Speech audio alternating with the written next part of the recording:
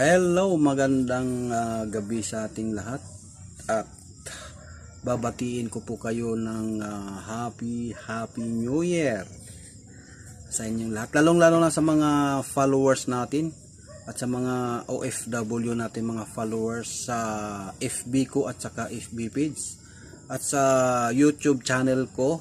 Maraming salamat sa lahat ng nakasubscribe doon.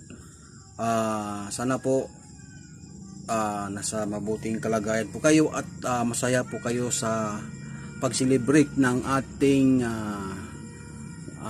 bagong taon 2024. Sana po nasa mabuting kalagayan po kayo. Ulitin ko, Happy New Year at salubungin natin ang bagong taon ng 2024. Yeah.